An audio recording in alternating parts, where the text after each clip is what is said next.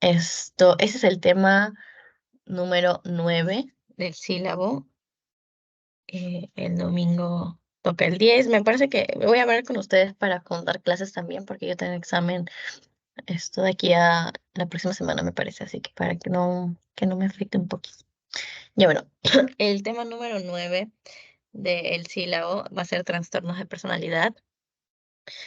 Concepto, qué es lo que viene a ser la personalidad.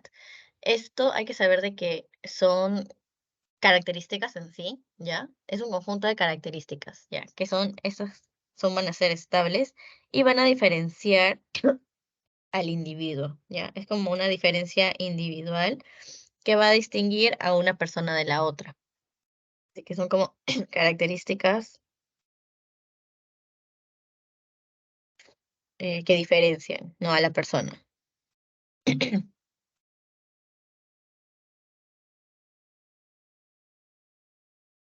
¿Ya? Entonces, bueno, dentro de lo que significa es de que estas son, como ya dije, características estables que van a permitir que se dé una conducta y que se dé el comportamiento, ¿ya? O sea, va a determinar lo que es la conducta y el comportamiento. Y de esta forma, ya al tener una personalidad establecida, es lo que se puede determinar una respuesta. O sea, se va a predecir esta respuesta. O sea, otra persona que ve, no sé, bueno, reconocen de que una persona es irresponsable, esto no trabaja bien, tiene una personalidad como que muy así como relajada. Esto podemos predecir la respuesta de que si nos unimos a un trabajo con esta persona, puede que no cumpla con lo que le toca, ¿no? Ya, de esta forma es como que nos damos cuenta que esa personalidad de esa persona, nosotros mismos al verla podemos predecir lo que podría ser. Ya, a esto se refiere con lo que es personalidad. Hay que saber que en sí son como patrones distintivos, ya es el sello personal de cada persona, es nuestra manera de ser y nuestro estilo, ya. Esto va a ser como que sus componentes, por así decirlo, de la personalidad son el pensamiento, la emoción, la conducta y la interacción. Respecto a emociones, el cómo se controla, cómo regulo mis emociones.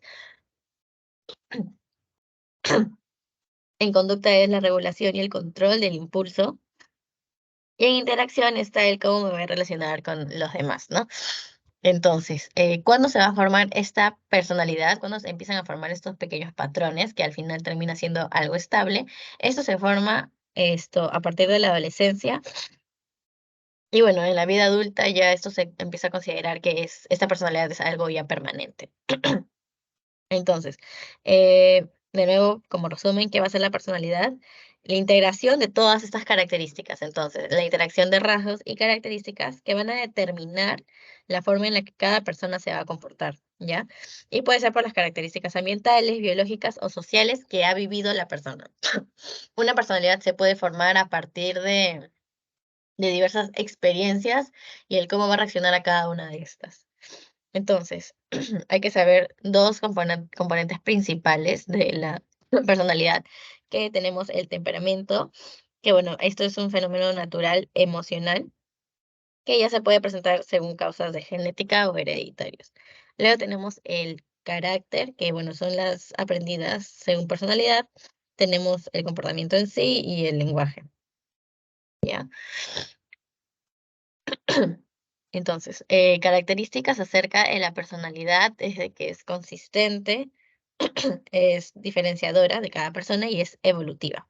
Cuando hablamos de que una personalidad es consistente, es de que es característico de cada persona, ¿ya? Característico de cada persona y va a permanecer a lo largo del tiempo y llega a ser flexible. Luego tenemos que es diferenciadora. Identifica al individuo como un ser único. Lo diferencia de los demás. O sea, lo que significa diferenciadora, esa es la característica, ¿no? Lo va a diferenciar de los demás. Al diferenciar a una persona de otra persona, lo vamos a identificar como alguien único, ¿no? Y también por último, es de que es evolutiva. Puede variar esto a lo largo según las interacciones con el medio, las experiencias que vive, o también si es que el individuo va madurando. Y bueno, vamos a hablar acerca del modelo de los cinco grandes, los Big Five, que esto nos va a hablar acerca de la mayoría de los rasgos, disculpen, de la persona. Ya son características como que generalizan a cada persona, ¿ya?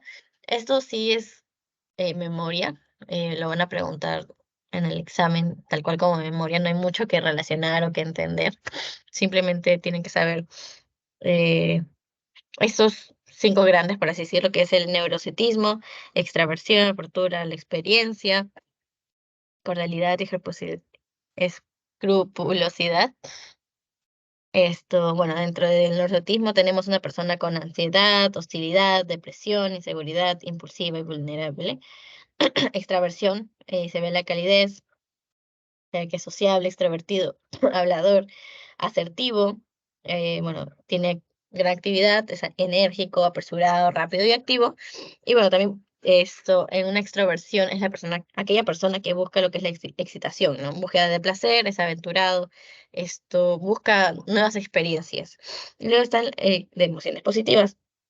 Luego tenemos la apertura a la experiencia, que está la persona con fantasías, estética, ya sea artista, original, inventivo o idealista. Respecto a los sentimientos, puede ser espontáneo, cariñoso, introspectivo. Las acciones tienen intereses amplios, polifacéticos, aventureros, imaginativos. Respecto a las ideas, está curioso, original, perspicaz, inventivo. Y bueno, dentro de los valores está que una persona con apertura a la experiencia no es prudente, puede ser coqueto, no convencional, no y no conservador, ¿no? Porque siempre también de esta forma busca nuevas cosas, como que busca mucha adrenalina. Luego está el de cordialidad, la confianza, muestra franqueza, altruismo, conformismo también y modestia. Y también la comprensión, ya sea compasivo, por así decirlo, corazón tierno, cálido y amable. Luego tenemos el de escrupulosidad, que está de competencia, eh, es eficiente, concienzudo, con recursos, inteligente, también tiene orden, organizado, preciso, metódico, tiene sentido del deber, tiene orientación al logro, es ambicioso, trabajador, autodisciplina, enérgico, no perezoso y deliberación, no es precipitado, no es impulsivo, como dice la palabra, escrupulosidad, es escrupuloso, ¿no? O sea, no está descuidado, no es inmaduro y no va a buscar esto como que tanto las nuevas acciones, ¿no? Entonces, son como factores, ¿verdad?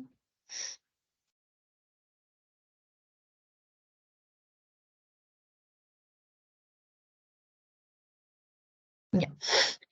Bueno, los factores son los que hemos mencionado. Tenemos el neurocitismo. De nuevo, para mencionar, esto es ya más como un resumen. Está que hay control de emociones con un control del estado de tensión, que ya esté asociado a experiencias, control de impulsos, llega a controlar como que su comportamiento en situaciones de conflicto, incomodidad o peligro. También está, y ahora de extraversión, el dinamismo, son comportamientos dinámicos, facilidad de palabras y entusiasmo. Tenemos la dominancia, capacidad de imponerse, sobresalir e influir. Eh, Luego está lo que es apertura, apertura a la cultura, interés por mantenerse informado, adquirir nuevos conocimientos. Esta apertura era apertura a experiencias, ¿no?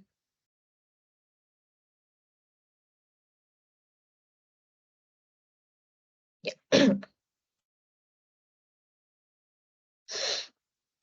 Entonces, apertura de la experiencia, busca novedades, capacidad de considerar perspectivas distintas, estar abierto, ya sea a valores, modos de vida, culturas diferentes. Luego está la cordialidad. Cooperación y empatía es lo que lo va a caracterizar ya. Capacidad para comprender los problemas de las demás personas y necesidades también para poder cooperar con estas personas. Luego está lo que es cordialidad y amabilidad. Bueno, demuestra confianza, va a tener apertura hacia los demás. Luego tenemos el de escrupulosidad. Fia Se muestra fiabilidad, meticuloso y presenta un gusto por el orden. Luego está la perseverancia. Va a persistir y va a ser tenaz para sus tareas. Es como una persona muy responsable. Entonces, ya, esos son como que los Big Five que les dije que tienen que tenerlo de memoria. Y bueno, Ahora sí vamos a hablar en sí de lo que es el trastorno de personalidad. Este trastorno es en sí de varios dominios, ¿ya? Podemos preguntarle a nuestro paciente, obviamente esas preguntas son como en primera persona, pero podemos decirle a nuestro paciente qué piensa de usted, qué piensa, qué cree que piensa el resto de usted, cómo regula sus emociones, cómo controla sus impulsos, cómo acepta las normas que están a su alrededor o también cómo es que se va a relacionar con el resto. Estas preguntas son como que las específicas para poder examinar, o bueno, parte del examen mental acerca de personalidad, ¿no? Entonces, como mencioné, el trastorno de personalidad va a tener una desviación y bueno, la desviación más importante va a ser respecto al pensamiento, emoción, conducta y las normas aceptadas en la sociedad. Cuando hablamos acerca de las normas aceptadas, ¿qué es que lo que va a haber? Va a haber una alteración de estas en sí. Esta alteración va a ser desadaptativa, ¿no? O sea, estas normas aceptadas, supuestamente normales para lo que es la sociedad, no, la persona con un trastorno de personalidad no va a poder adaptarse a esto, ¿ya? En sí va a tener malestar significativo, eso va a ser estable, rígido, y el inicio puede ser desde su infancia o de la adolescencia. Y bueno, como ya sabemos, la personalidad es algo que va a persistir, va a ser muy estable a lo largo del tiempo. Es por ello que este trastorno también va a ser con mucha persistencia de la conducta en el tiempo, ¿ya? Entonces, luego tenemos lo que respecto a la orientación clínica. Bueno, este es el resumen de las preguntas que les dije. Hay que saber cómo es la actitud que tiene hacia los otros, ya sea en relaciones sociales, familiares o sexuales. Luego está la actitud que tiene hacia uno mismo, ya sea los valores morales o la religiosidad, el estado de ánimo basal, intereses, actividades de ocio, la vida imaginaria, ya sea deseos, sueños o ambiciones, y cómo es que es su patrón habitual según la reacción de estrés.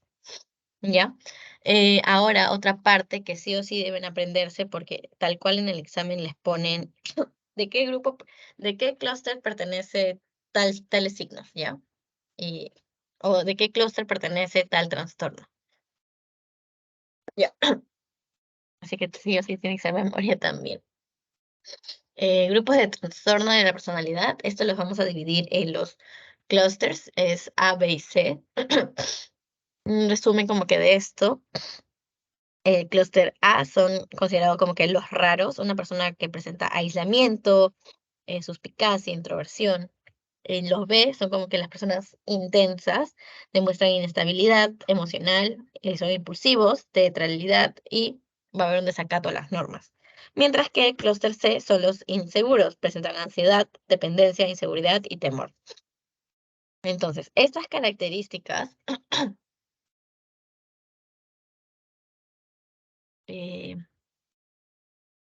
estas características son las podemos relacionar con los trastornos. Mira, trastorno paranoide de la personalidad, trastorno esquizoide de la personalidad y trastorno esquizotípico de la personalidad. Mientras que el clúster B, tenemos el trastorno antisocial, el límite de personalidad, el histriónico, el narcisista. Luego, en los inseguros tenemos, por ejemplo, mira, por la ansiedad, la gente suele evitar las cosas, ¿no? Así que tenemos el trastorno de personalidad de evitación. También, como una característica es dependencia, tenemos la personalidad por dependencia. Y bueno, con obsesivo compulsivo, los TOCs, era por de alguna forma inseguridad o temporal algo. Así que tenemos el trastorno obsesivo compulsivo de la personalidad. Y ahora vamos a mencionar uno por uno según cada clúster. Tenemos primero el A, este es el paranoide.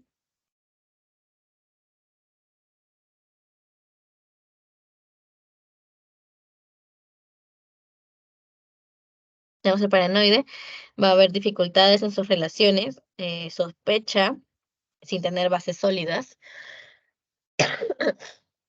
Hay una desconfianza incrementada y obviamente esta desconfianza va a ser lo que le genere como que problemas en la parte social, ya que, por ejemplo, la persona va a pensar de que, no sé, no quiere comer en grupo porque lo van a envenenar, ¿no? Esa es su característica paranoide, así que no va a querer salir con esas personas, se va a empezar a alejar poco a poco por el miedo de que cree que le van a hacer daño. Entonces, tratamiento es psicoterapéutico, la primera línea va a ser terapia psicológica, cognitivo-conductual. Esto ayuda a las habilidades sociales y bueno, tenemos que verificar de que su desconfianza no va a tener sustento, ¿ya? Pero hay que saber si que, o sea, obviamente nosotros mismos hay que ver primero si es que lo que nos está diciendo es real, ¿no? Como que al principio hay que tratar de validarlo. Pero si nos damos cuenta nosotros que esto no tiene sustento y es simplemente una idea del paciente, hay que empezar con ese tratamiento. Entonces, si esto es intenso, ya se puede considerar dosis bajas de antipsicóticos. Y bueno, aquí es los criterios del trastorno paranoide. Luego tenemos el esquizoide. Hay que saber que aquí hay unas limitadas relaciones interpersonales que prefieren hacer actividades por sí solos, o sea, ellos mismos deciden estar solos, ¿ya? Aquí son personas que no tienen amigos, muestran poco interés en experiencias sexuales, elige actividades solos. Es como que la persona esquizoide por sí mismo quiere estar solo, decide estar solo, porque le gusta estar solo, ¿ya?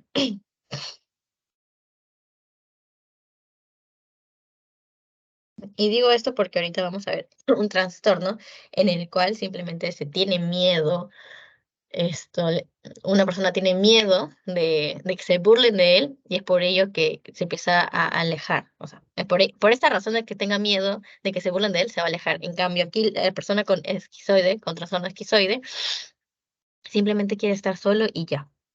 Ya. Luego tenemos el esquizotípico. Bueno, hay que saber que los familiares de primer grado que tienen esquizofrenia se va a relacionar aún más con los cuadros esquizotípicos. O sea, si tengo, no sé, mi padre con esquizofrenia, es muy probable que capaz yo sea esquizotípico, ¿ya? Así que relacionan lo que es esquizofrenia con esquizotípicos. Luego aquí, esta persona tiene una conducta extravagante y excéntrica y tiene un déficit interpersonal. Leo, vamos a ver el clúster B. Tenemos a la persona antisocial. No es una persona antisocial como los que solemos decir, de que cuando es antisocial simplemente no tiene amigos, se aleja, no sé, la persona tímida, ¿no? Cuando hablamos de antisocial es una persona, no se relaciona como que con esta imagen, un ladrón, ¿ya? Cosas malas respecto a leyes. Entonces, es una persona que desconsidera las normas, no las toma en cuenta, va a ser una persona muy conflictiva. El tratamiento aquí, bueno, va a ser complicado porque la mayoría de personas antisociales van a terminar presos o, bueno, fallecidos, ¿no? Ya sea por peleas entre los propios ladrones o por escapar. Entonces, aquí, bueno, si conseguimos un tratamiento, siempre ese tiene que ser conductual. Se suele relacionar con el que es premio-castigo. No sé, una persona, un paciente con trastorno disocial ha robado en la calle, y nosotros podemos acercarnos y decirle esto, si vuelves a robar, te vas a ir a la cárcel. O sea, ese es tu castigo. Como que darle una segunda oportunidad, ¿no? A eso me refiero, cuando hablamos de premio y castigo. Si hace algo malo, va a la cárcel. Si hace algo malo, se les va a castigar. Entonces, Eh, a ver, característico, patrón dominante de inatención y vulneración de los derechos. Se produce desde antes de los 15 años de edad y se manifiesta por uno de estos hechos: incumplimiento de normas sociales, engaño, ya sea mentiras repetitivas, impulsividad, irritabilidad y agresividad, desatención imprudente. Esto pone en riesgo su propia seguridad, irresponsable constante y, bueno, no va a notar ningún tipo de remordimiento, ¿no? Clúster B luego tenemos una característica narcisista. Bueno, aquí esta persona necesita admiración, falta de empatía totalmente. Bueno, hablan como si fueran los dioses, no se creen lo mejor, como el complejo narcisista, narciso, de que se creía el más guapo, quería que él era el centro de todo, ¿ya? Bueno, está lo que es el patrón dominante de grandeza, necesidad de admiración, falta de empatía. Esto puede comenzar en las primeras etapas de la vida, pero adulta. Es como que se desencadena ya en la vida adulta y puede ser por varios contextos, ¿no? Bueno, de nuevo, características, sentimientos de grandeza y prepotencia, absorte de fantasías de éxito, poder, brillantez, cree que es especial y único, esto tiene una necesidad excesiva de que lo admiren, muestra sentimiento de privilegio, explota las relaciones interpersonales, se aprovecha de los demás para sus propios objetivos, o sea, se aprovecha de los demás para cumplir un objetivo y que le beneficie a esta persona narcisista. Bueno, va a carecer de empatía, con frecuencia envidia a los demás o cree que estos sienten envidia de él y bueno, muestra comportamientos ya sea con actitudes arrogantes o de superioridad. Luego tenemos a el histrionismo, un paciente histrónico.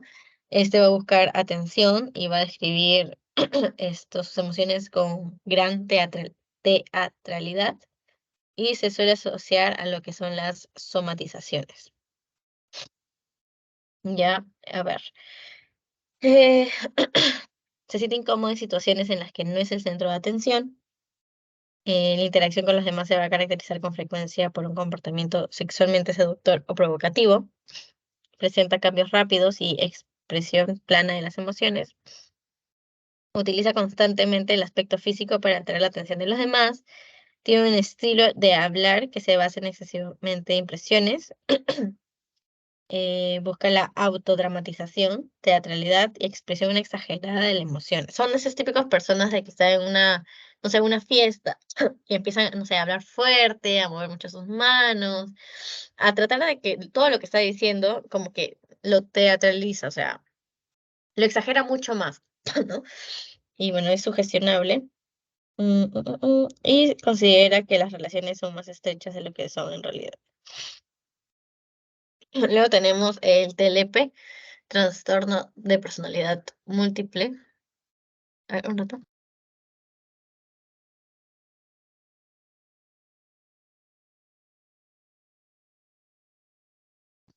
Ya. El TLP, trastorno de personalidad múltiple, hay que saber de que el TLP lo vamos a encontrar en un 80-90% de la población, pero se tiene aún poco conocimiento sobre este trastorno, por lo que el tratamiento que suelen dar no va a ser el encontrado, no va a ser el adecuado, disculpen. Entonces, ¿cuál va a ser el objetivo en sí de esta población, por así decirlo, pacientes con TLP?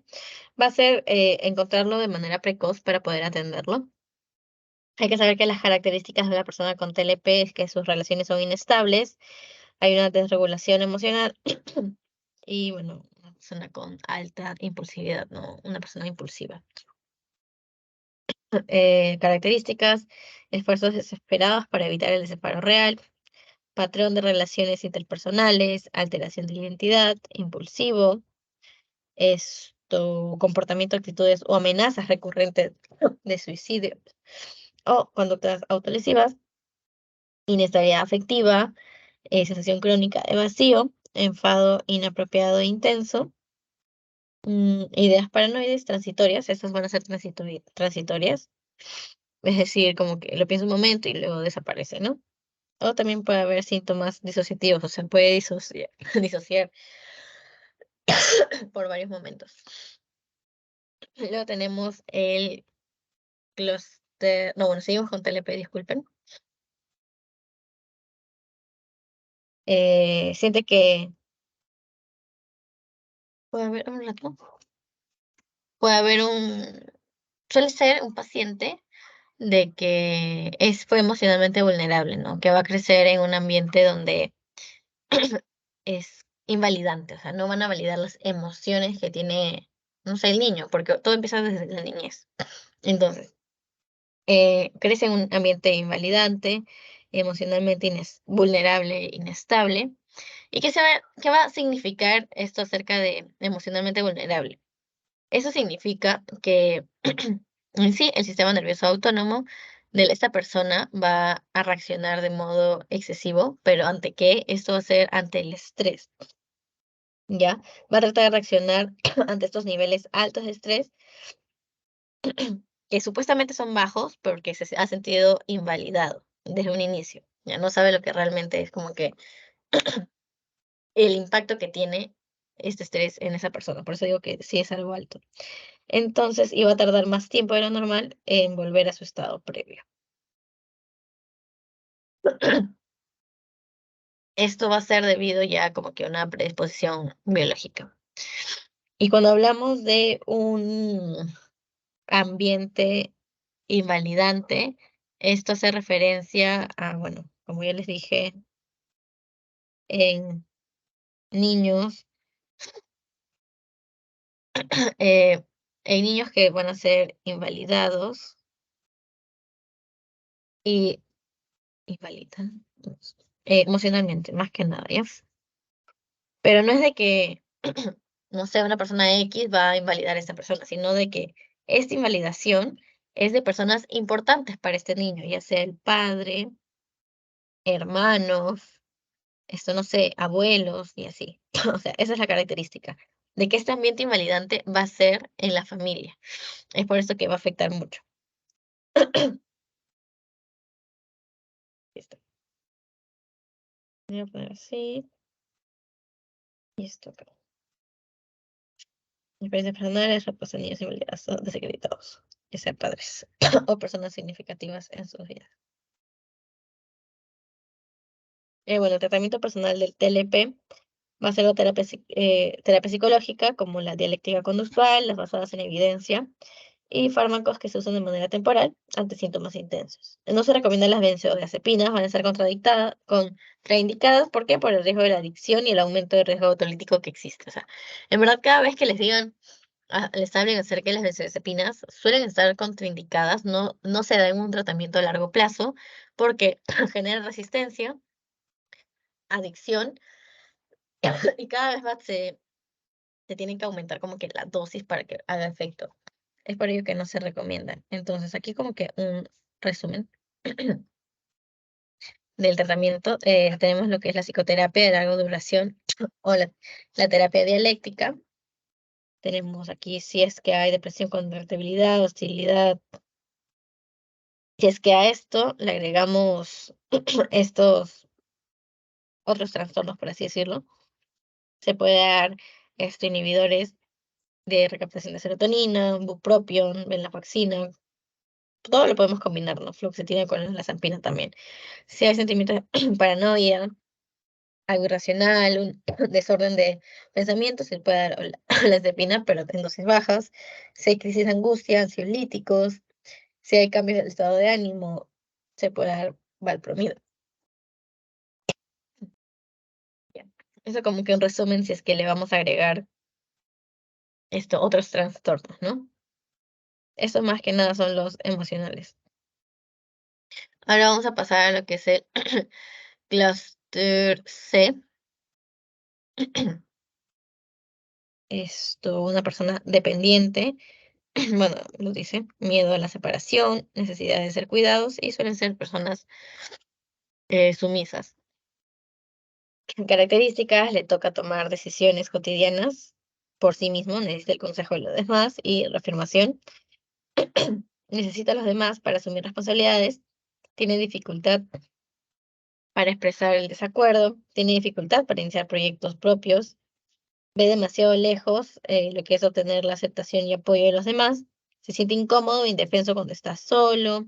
Es aquella persona que no sabe estar sola, por así decirlo. Siempre va a depender de alguien, o sea, tanto para la toma de sus decisiones, para crecer, para sus proyectos, para cualquier cosa que quiera realizar, ¿no? Aquí, cuando termina una relación estrecha, busca con urgencia otra relación para que lo cuiden y lo apoyen. Siente preocupación, esto no es realista por miedo, tiene miedo que lo abandonen y que tenga que cuidar de sí mismo solo. Luego tenemos el clúster, bueno, seguimos con clúster C. Tenemos el evitativo, sensibles al rechazo, aparecen tímidos, tienen complejo de inferioridad, se aíslan socialmente, quiere estar cerca, quiere ser... Esa es la diferencia que les decía del esquizotípico. Es el evitativo. El evitativo quiere acercarse, quiere tener amigos, quiere tener un grupo, pero va a sentir el miedo de ser criticado y es por esto que se va a aislar socialmente él solito, ¿ya? Porque quiere evitar esta situación. Entonces, esquizoide, disculpe. El diagnóstico diferencial va a ser con la persona esquizoide. ¿Por qué? Porque en el esquizoide el paciente quiere estar solo. En cambio, en el evitativo hay un miedo a que lo rechacen, ¿ya? Características, evita las actividades laborales, esto se muestra un poco dispuesto a establecer relación con los demás, se muestra retraído, le preocupa ser criticado o rechazado, esto se muestra inhibido en situaciones interpersonales, se ve a sí mismo como inepto, poco atractivo, inferior a los demás. Esto se muestra extremadamente reacio a asumir riesgos personales o implicarse en nuevas actividades. Todo esto por miedo a que le critiquen, por miedo a fallar, así que simplemente decide evitarlo. Tenemos esto, trastorno obsesivo compulsivo, está el perfeccionismo, son muy ordenados, tienen una indecisión para delegar cosas porque ya ni ellos mismos saben qué expectativas van a tener. Tienen tantos objetivos que no saben cómo llegar a esto. Saben de que si esa persona no lo puede hacer como uno mismo, esto lo va a hacer mal, ¿ya? Así que por ello no va a delegar nada. Como no delega nada, tiene varias cosas pendientes, así que esto va a estar ahí haciendo cada cosita y como es perfeccionista, se va a hacer su círculo vicioso de que todo le salga bien, así sea un montón de actividades. Se muestra por perseverancia y son inflexibles. Características, se preocupa por los detalles, las normas, las listas y el orden. Muestra perfeccionismo, y esto obviamente va a interferir con la terminación de las tareas, porque no va a ser, es incapaz de completar un proyecto. Muestra dedicación excesiva al trabajo, demasiado consciente, escrupuloso e inflexible, incapaz de deshacerse de los objetivos deteriorados, poco dispuesto a delegar tareas, es avaro hacia sí mismo y hacia los demás, muestra rigidez y obstinación. Entonces, ya como que para ir finalizando, la última parte es lo que vienen a ser el tratamiento de los trastornos de personalidad. Hay que saber, en sí, no hay un tratamiento, no hay ningún tratamiento farmacológico aprobado por la FDA para esos trastornos, ¿ya? Si es que ven que se usan, es por síntomas intensos que van a afectar al momento, o sea, podríamos tratar esos trastornos sintomatológicamente. O también cuando se va a asociar a otros trastornos, ¿no? Como que cuando vimos en el TLP, aquí estos son otros trastornos relacionados y aquí sí les damos tratamiento farmacológico. Como aquí dice, ya sea si está relacionado con depresión, ansiedad, consumo de sustancias. Luego tenemos el tratamiento de primera línea, son las psicoterapias, ¿ya? Como dicen, ningún fármaco. Psicoterapia va a ser lo primero. ¿Como cuáles? Las psicodinámicas, la terapia conductivo-conductual es la más recomendada. ¿Por qué? Porque tiene más evidencia. Luego tenemos la terapia dialéctica conductual, esto más que nada para el trastorno límite de personalidad. Luego está la terapia centrada en la transferencia y la mentalización, también para el trastorno de TLP. Y bueno, ya los farmacológicos, esto va a ser según el trastorno que se va a relacionar. Tenemos los antidepresivos, el inhibidor selectivo de recaptación de serotonina, los eutomizantes que van a regular las emociones de la persona. Es como que normal, va a tratar de mantener un equilibrio. Y luego tenemos los antiepilépticos. Y bueno, así está. Eso sería todo. Sí alcanza tiempo para hacerlo de el post-test, así que les voy a mandar ahorita para que vayan respondiendo.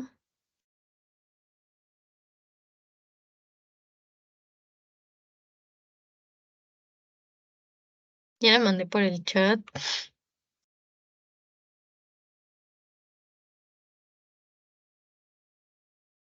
Un rato. Voy a dar 2 minutitos para responder y ya luego demos las respuestas juntos.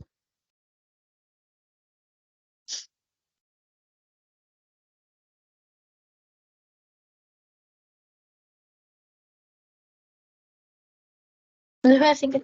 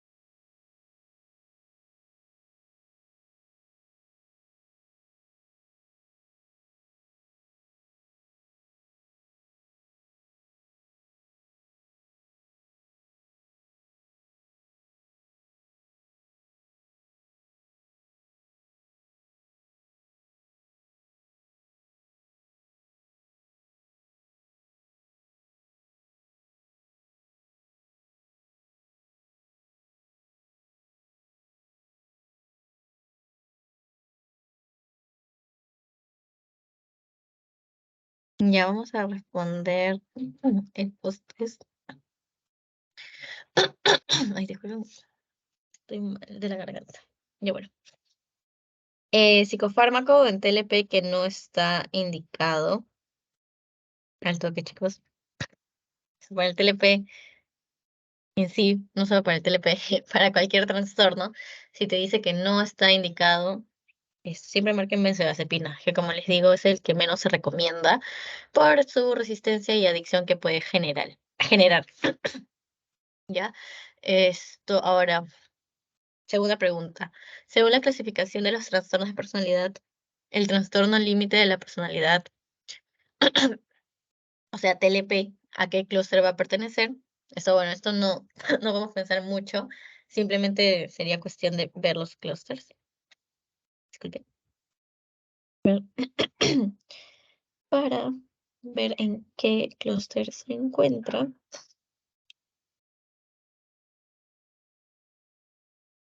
Traten, a ver, de ver este resumen porque está el toque, o sea, en verdad, tratan de recordarlo de memoria. Entonces, TLP, ¿dónde está el trastorno del límite de personalidad? ¿Qué es clúster B? Entonces, la respuesta viene a ser el clúster B. La mayoría marcó eso, así que está bien. Simplemente ver esa fichita. Luego está. Según la DSM-5, indique cuál de los siguientes enunciados no va a corresponder a un criterio de TLP.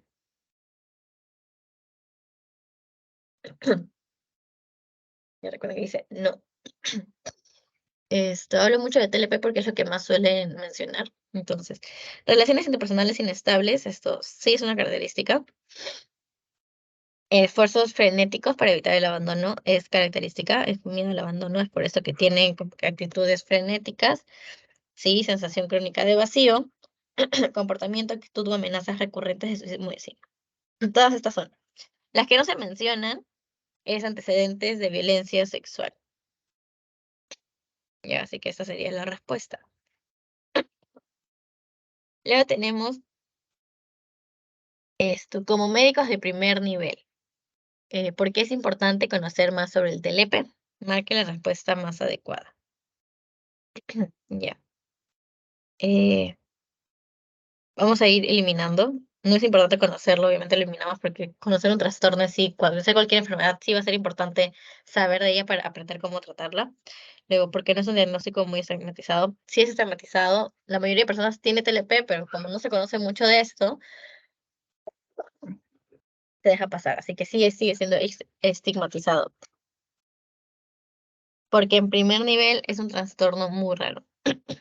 O sea, conocemos que existe el TLP, así que no es que sea muy raro, porque es común dentro de las personas, por la rareza de sus síntomas.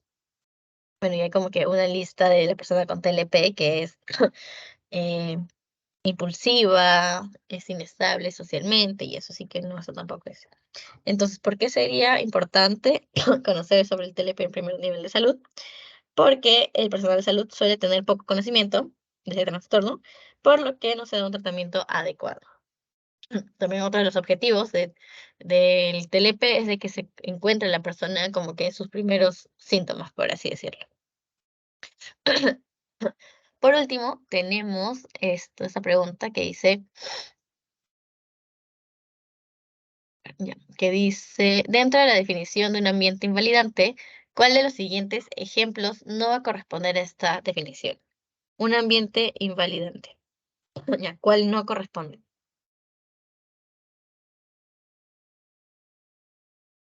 Mm, a ver, y dentro de la definición, ¿cuál de los siguientes ejemplos no corresponde? Ya, invalidante, va a invalidar. Eh, eh, eh, eh, ya, invalida. Entonces, ambiente donde la opinión de los padres es importante. Esto es la única importante. Esto está invalidando, así que sí corresponde a un ambiente invalidante. Ambiente donde se enseña a mostrar lo que sentimos nos hace débiles.